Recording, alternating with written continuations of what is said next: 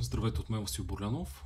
Днешният анализ е съсредоточен върху биткоин и цената му съответно. В момента сме 16 декември на цени $106,000. Нека започнем от там, че преди около 3 години и малко, краят на август месец, публикувах един анализ, средносрочен с сравнително една дългосрочна рамка, в която разгледах 3 сценария на цената на биткоина. Нека ги погледнем в видеото съответно.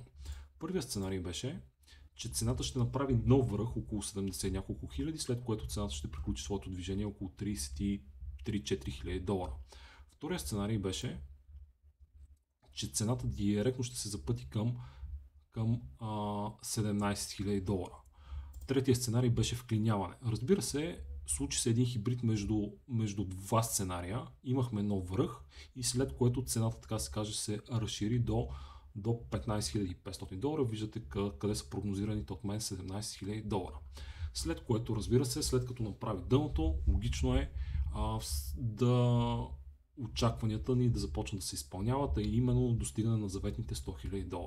В момента сме на цени вече $106,000. Има ли още път, има ли още голямо движение нагоре? Най-вероятно за мен е не, преди една съществена, доста дълбока корекция. Бих искал да спомена тук, че през октомври-ноември месец 2018 година абсолютно никой не очакваше, примерно, че цената ще пробие $6,500 и ще продължи надолу. Всеки се кълнеше, че тогава това е дъното на $6,500, абсолютно всеки очакваше стойностите тогава 60, 80, $100,000 и така нататък. Факт, че тогава цената се раздели на две. Абсолютно също нещо се случи на цените около $30-35,000. Абсолютно никой не очакваше, че цената буквално ще се раздели на две и ще стигне $15,500. Но нека абсолютно нищо в този анализ не го приемайте за финансов съвет за покупка или продажба и нека преминем върху една друга графика на биткоина, именно пропорционалният анализ или вълните на Елиот, които ще разгледаме в какъв етап се намираме в момента. Ето тук можем да начертаем първа, втора вълна, една трета вълна, четвърта, пета.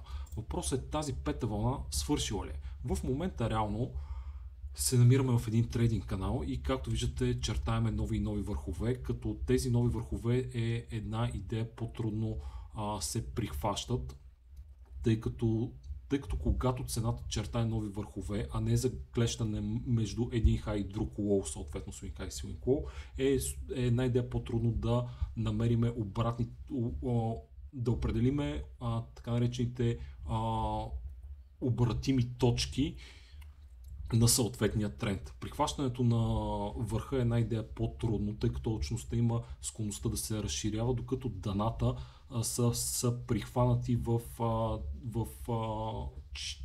чисто ценово. Съответно за дължините на вълните виждате, че в момента се намираме в този канал, в момента тестваме горната част на канала. Тук съм маркирал една зона, която е около $4,000, която е доста съществена и е възможно обръщане от тук и то забележете какво обръщане. Съответно цената да достигне до нива на до $60,000 от текущите стойности. Тоест не очакваме някаква плитка корекция, нещо от порядъка на 10-20% и след което цената да достигне нови максимуми до $120-150,000 и прочее. Виждате едно Risk-Reward Ratio, което е 1:15, което е една доста добра възможност за вход и съответно позициониране. Виждате също така тези дължини на вълните, имаме $54,000 почти за трета вълна и пета вълна започва от тук реално и тук имаме едни $54,000, които приключват ето тук. Реално ще мина на по-малка графика. Реално затворих всички аутове. Всички аутове ги затворих на цени около $104,000 още на 4 декември и доста така се каже се фумонизирах под една или друга форма, тъй като не бях влезнал в продажби. Не бях влезнал в продажбите, тъй като абсолютно всичко много бързо се разви. Когато видях, че цената буквално за минути се срина на 7-8%, буквално изтръпнах, тъй като си викам смисъл, изпуснах движението ли, но не го сметнах за така, тъй като абсолютно нищо не ми го показва, че това движение Имаше един импулс, обаче абсолютно нищо повече. Не беше подкрепено с някаква формация, която на по-малка графика, например на 10 минути или на 5 минути цената да обърне, като по учебник да тръгне, съответно да си направи някаква нормална корекция, да се позиционирам с някакъв хубав стоп съответно и да продължи надолу. Така че към 104 000 долара затворих аутовете, затворих и почти всичките позиции, които имах в биткоин, и съответно от 4 декември до днеска буквално чаках и днеска съм вече шорт, вече съм в продажби в биткоин видяхте какви таргети до около 60 000 долара. Това очаквам към момента да се случи, да се развие. Вярвам, че са доста добри нива за изход, ако не сте излезнали съответно. Ако ли цената продължи случайно нагоре, както виждате към момента не правя някакви сценарии. Сценария към момента по-скоро е само един, т.е. шорт, имам си позициониран стоп, имам си позициониран таргет. Сценария е един.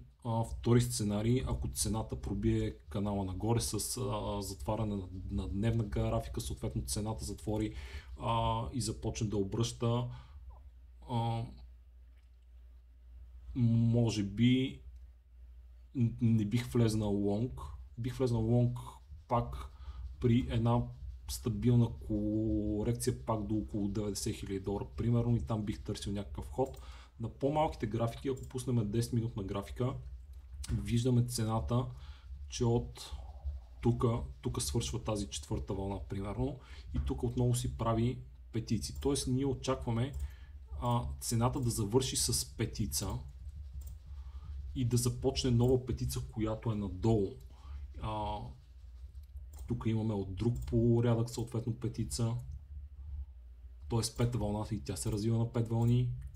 Първа, втора, трета, четвърта, пета. Сега ето тази тук, ако я разгледаме, минем на по-малък таймфрейм съответно, и тук имаме първа, втора, трета, четвърта, пета, и тук вече, както виждате, имаме някакъв доста стабилен price action на 5 минутна графика с тази разлика, че тук на 5 минутна графика още няма очертани 5 вълни и корекция, нещо, което търсиме. Така че дали очаквам нов връх над 108 000 към момента, по-скоро не. Вероятно цената ще вклини тук, ще направи ново дъно, след което ще направи корекцията и вече ще тръгне надолу под 100 000 долара.